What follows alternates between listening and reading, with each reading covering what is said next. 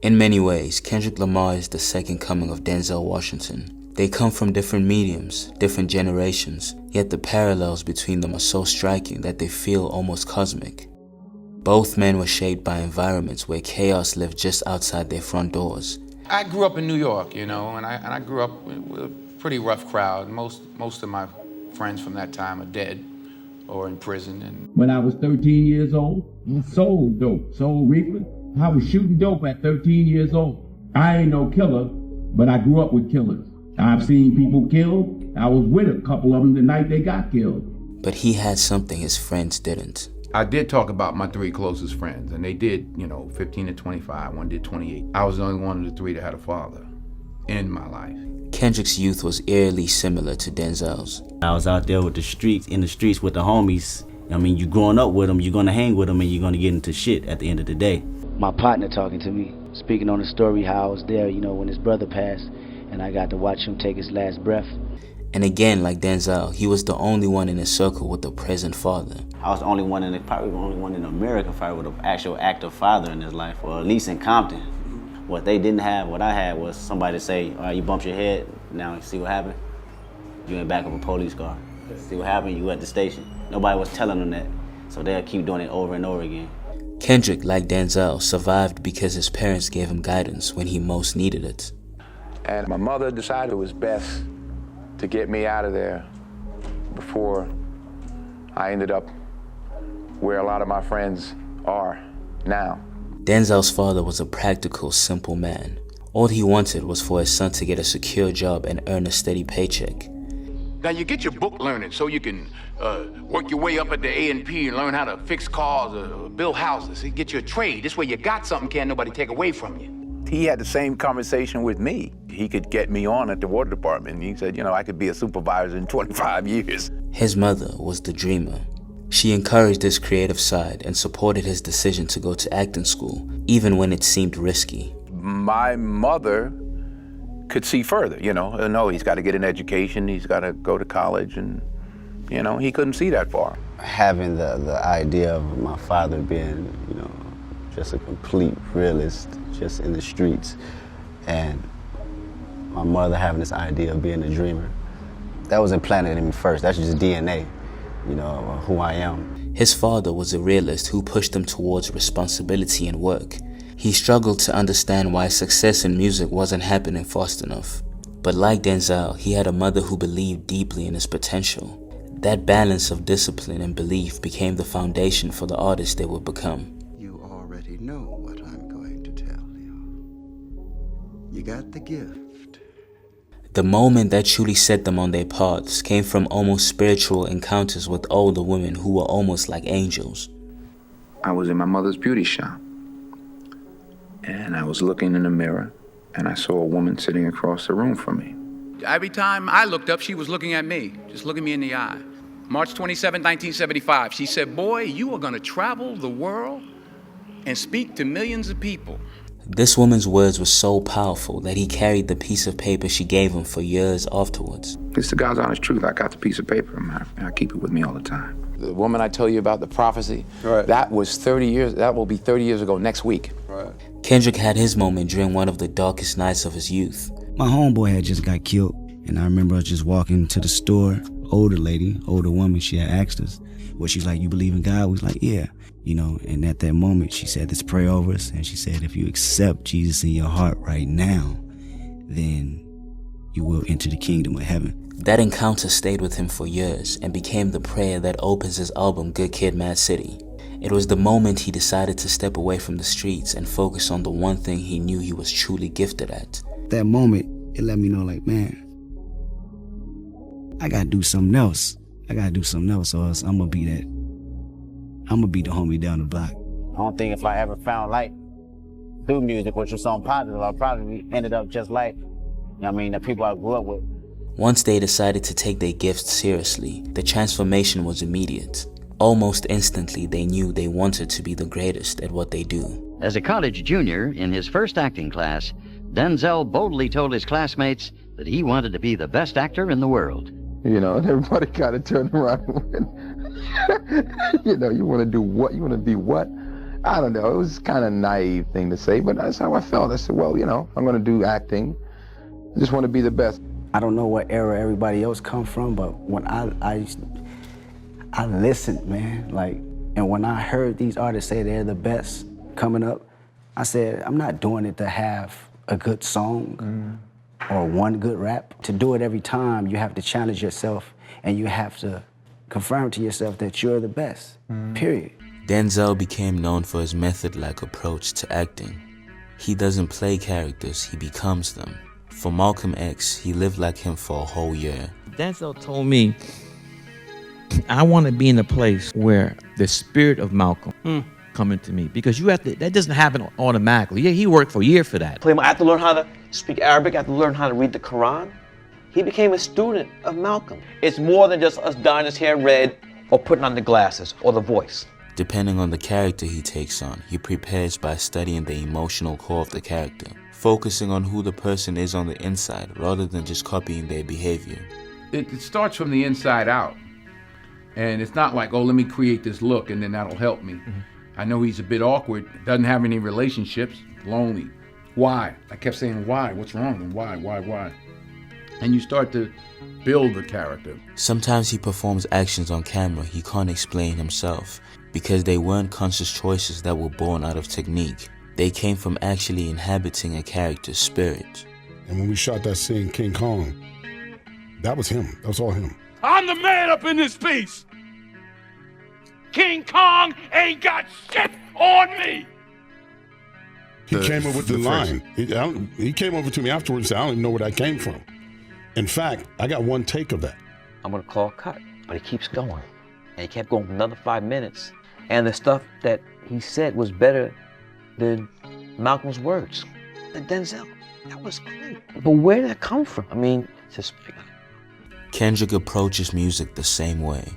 Long before he steps into the studio, he's already imagined the emotions the album will be built on. It started from just a whole bunch of premeditated thoughts.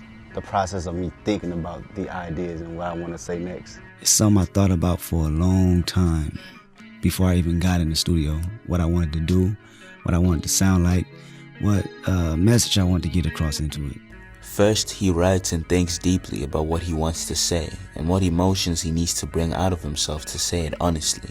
And in order to make the next project, it's going to take a whole lot of preparation. For me, it's so much of a spiritual process in making the album. I gotta really feel connected to the music. I gotta feel connected to what I'm talking about. And that can drain you, know, because you're pulling all these different emotions out. And then in the studio, he fully becomes that version, switching voices and emotions like an actor in a role. I've always been heavy on vocal tone, and you manipulate your voice, because different tones for me just gives off different expressions. It is his version of method acting applied to sound. He doesn't just make songs, he builds entire worlds for his projects. Their intensity on set and in the studio is legendary. He then at one point went into the studio booth and like closed the door, and like I can hear him like yelling his verse in his head. Just committing it. He's just really committing it. You could tell he put his all into it. It wasn't just a random Kendrick Lamar verse. People who have worked with them describe the same habits. They're the first to arrive, last to leave, no shortcuts and no half measures. You would show up early and in the dark to rehearse? Well, it was in the dark because it was 4 a.m. You know, I would just get there early and just run the lines. I've never showed up to set and had the artist be there before me. He was just out there sitting on the curb waiting for all the trucks to come in. What? But that's how excited he was about the process of making a music video. He was just one of those people that wanted to be there every second of the shoot. Denzel shows up razor focused and forces everyone around him to elevate. He's said to be so intense on set that it scares people, simply because of how immersed he is into his character. Kendrick is just as intense in the studio. Kendrick he put the mic out, so you want to go in the booth, bro? He's like, no. I want to record right now. As we write, he's writing right now. He's borderline maniacal and obsessive about every little detail. And he puts in so much effort that naturally makes everyone around him give their 100%. I don't sleep, and my team know they can't sleep. I just have to be there for everything, man. You know, sometimes I drive myself crazy. I remember working on that treatment and going over and meeting with Kendrick and Dave. Like, I remember being like, whoa, man, like I've never had anybody challenge me like this. Probably owed to Kendrick challenging this element out of us. Is like, I think Kendrick definitely challenged us. Like, it was one of those moments where it's like, oh, you come to him with an idea and we're like, we can save money if we do this. And he's like, nah. Me and Dave, we sit in the trenches all day ever since High Power video. 16 motherfucking hours. We gonna edit that bitch to death. He's all about discipline and obedience. It doesn't matter what the task is. What matters is the intensity and consistency. The best word to describe for me, it's an album about my own self-discipline. That's my favorite word, discipline, and obedience. Despite their immense success, neither Kendrick nor Denzel has any real interest in fame. In fact, they avoid it. You've been in denial about your fame, Denzel. You know, Oprah, I never wanted to be famous, to be quite honest. Never wanted to be famous. I wanted to be good at what I do. I still don't want to be famous. I find it very interesting that a young guy like you, in this era that's all about celebrity, you don't seem to chase fame at all. No, I thought I wanted to. It wasn't confirmation for me. You rarely see them in the public eye unless the moment directly involves their work. Otherwise, they disappear from the public and go back to their actual lives, their families, and back to making art. Some of your choices aren't necessarily based upon, to me it doesn't seem that they're based upon what's going to be popular. Well, I'm an artist. I'm not I'm called a movie star, but I'm an actor. What makes both men rare is their willingness to make decisions that most people in their industries would never dare make. Denzel turned down blockbuster roles, including major films that could have catapulted him into instant superstardom. He has even walked away from $20 million payouts to go perform in plays for literally no money. Why would an actor who makes millions for one movie risk his reputation by taking a role that pays $1,700 a week? I thought it was a great opportunity to get back on the stage, to get back to my roots. Kendrick has always operated with the same conviction. When Drake tried to give him the song Effin' Problems, he rejected it because it didn't fit his album narrative. He also declined to put Lady Gaga, then one of the biggest artists on earth, on a song for the same reason. You know, another big decision was Don't Kill My Vibe. So Lady Gaga wanted to get on the record. And like we listening and comparing the original one to that, and it's like, man, we battling because like it's Lady Gaga. Lady Gaga, She's a huge pop star, span our audience, the whole thing. But it's like we had to stay true to the integrity of the music. It takes a certain kind of artist to constantly step into new territory, to risk comfort for evolution. It's the combination of artistic purity and relentless ambition that makes them dangerous in the best way possible. With every new project, no matter how big or small, they force themselves into unfamiliar territory. For them, the challenge is what excites them. And I get so few opportunities to get on the stage, so when I do, I really like tackling Shakespeare, which is the toughest and the most rewarding. It's like retooling. I don't want to be something that people will predict or know. I want to be something out of the ordinary, but something I connect to. That's the challenge for me. That's what gives me the drive and gives me the hunger, just challenging and curiosity of wondering, damn, can I really kill this? This is far beyond me, or can I really connect? Stepping outside of my comfort zone and mastering it. That excites me. When I feel like I've accomplished that, it just keeps the hunger for more going. Like I don't feel I can ever stop. The pursuit of something that seems impossible is the obsession. You see it in Denzel's willingness to play Malcolm X, taking on challenging roles like Othello and Julius Caesar, and then stretching himself even further by directing and acting at the same time. When the second album came, it was completely unexpected. Nobody was expecting you to make that. Yeah, definitely. And I knew from the jump that there was going to be a challenge, for my listeners' ear. But if I'm challenging myself in the studio, I want to challenge you as well. Kendrick performing at the Super Bowl and intentionally refusing the typical catalog of hits approach is a perfect example. He performed an unreleased snippet, something raw and completely unconventional for the biggest stage in the world. That level of boldness is the essence of a true artist doing what they want, not what the industry expects.